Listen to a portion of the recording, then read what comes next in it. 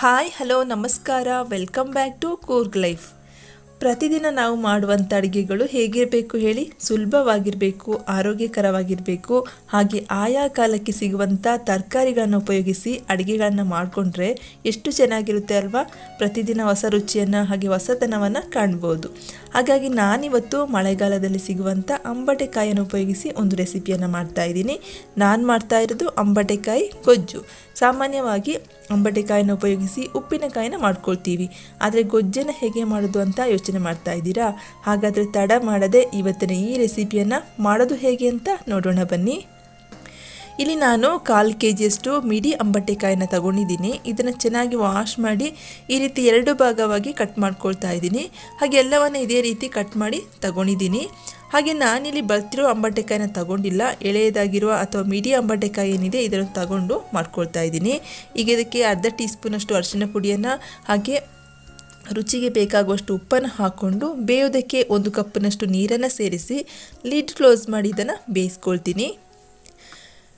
ಇಲ್ಲಿ ಇನ್ನೊಂದು ಕಡೆ ಮಸಾಲೆ ಹುರ್ಕೊಳ್ಬೇಕು. ಹಾಗಾಗಿ ನಾನು ಇದಕ್ಕೆ ಬಾಣಲೆ ಬಿಸಿಯಾದ ಮೇಲೆ 7 ರಿಂದ 8 ಎಸಳು ಬೆಳ್ಳುಳ್ಳಿಯನ್ನು ಹಾಕ್ಕೊಳ್ತಾ ಇದ್ದೀನಿ. ಹಾಗೆ 5 ರಿಂದ 6 ಬ್ಯಾಡಗಿ ಮೆಣಸು, ಖಾರ ನೋಡಿಕೊಂಡು ನೀವಿಲ್ಲಿ ಮೆಣಸನ್ನು ಹಾಕ್ಕೊಳ್ಬೇಕು. ಹಾಗೆ ಅರ್ಧ ಟೀ ಸ್ಪೂನಷ್ಟು ಮೆಂತೆಕಾಳು, 1 ಟೀ ಸ್ಪೂನಷ್ಟು ಜೀರಿಗೆನ ಹಾಕ್ಕೊಂಡು ಡ್ರೈ ರೋಸ್ಟ್ ಮಾಡ್ಕೊಳ್ತೀನಿ. ಇಲ್ಲಿ ಹಾಕಿರುವಂಥ ಮೆಂತೆ ಜೀರಿಗೆ ಏನಿದೆ ಇವೆಲ್ಲ ಚೆನ್ನಾಗಿ ಪರಿಮಳ ಬರಬೇಕು, ಅಲ್ಲಿವರೆಗೆ ಈ ರೀತಿ ಹುರ್ಕೊಳ್ತೀನಿ. ಇದನ್ನು ನಾನು ಒಂದು ಚಿಕ್ಕ ಮಿಕ್ಸರ್ ಜಾರಿಗೆ ಹಾಕ್ಕೊಂಡು ನೀರನ್ನು ಸೇರಿಸಿ ನುಣ್ಣಗೆ ರುಬ್ಕೊಳ್ತೀನಿ. ಇದೇ ರೀತಿಯ ಮಸಾಲೆನ ಉಪಯೋಗಿಸಿ ನೆಲ್ಲಿಕಾಯಿ ಹಾಗೆ ಮಿಡಿ ಮಾವಿನಕಾಯಿಯ ಗೊಜ್ಜನ್ನು ಸಹ ಮಾಡ್ಕೊಳ್ಬೋದು. ಈಗ ಇಲ್ಲಿ ಬೆಂದಿರುವಂಥ ಅಂಬಟೆಕಾಯಿ ಹೋಳು ಏನಿದೆ ಇದಕ್ಕೆ ಈ ರುಬ್ಬಿರೋ ಮಸಾಲೆನ ಹಾಕ್ಕೊಂಡು ಚೆನ್ನಾಗಿ ಮಿಕ್ಸ್ ಮಾಡ್ಕೊಳ್ತೀನಿ.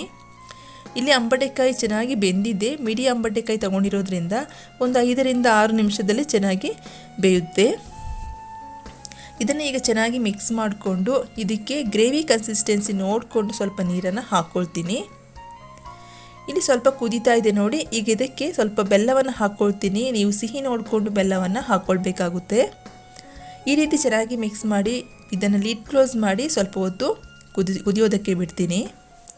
ಇಲ್ಲಿ ರುಚಿಯಾಗಿರುವ ಅಂಬಟೆಕಾಯಿ ಗೊಜ್ಜು ರೆಡಿ ಆಗ್ತಿದೆ ನೋಡಿ. ಈಗ ಇದಕ್ಕೆ ಕೊನೆಯದಾಗಿ ಸ್ವಲ್ಪ ಒಗ್ಗರಣೆಯನ್ನು ಮಾಡ್ಕೋಬೇಕು. ಹಾಗಾಗಿ ಚಿಕ್ಕ ಬಾಣಲೆಯನ್ನು ಕಾಯೋದಕ್ಕೆ ಇಟ್ಟಿದ್ದೀನಿ. ಬಾಣಲೆ ಬಿಸಿಯಾದ ಮೇಲೆ ಇದಕ್ಕೆ ಸ್ವಲ್ಪ ಎಣ್ಣೆನ ಹಾಕ್ಕೊಳ್ತೀನಿ. ಎಣ್ಣೆ ಕಾದ್ಮೇಲೆ ಇದಕ್ಕೆ 1 ಟೀ ಸ್ಪೂನಷ್ಟು ಸಾಸಿವೆ ಹಾಗೆ ಸ್ವಲ್ಪ ಕರಿಬೇವಿನ ಎಲೆಗಳನ್ನ ಹಾಕ್ಕೊಂಡು ಒಗ್ಗರಣೆಯನ್ನು ಮಾಡ್ಕೊಳ್ತೀನಿ. ಇಲ್ಲಿ ನಾನು ಬೆಂದಿರುವ ಒಗ್ಗರಣೆಯನ್ನು ಅಂಬಟೆಕಾಯಿ ಗೊಜ್ಜಿಗೆ ಹಾಕ್ಕೊಂಡು ಚೆನ್ನಾಗಿ ಮಿಕ್ಸ್ ಮಾಡ್ಕೊಳ್ತೀನಿ.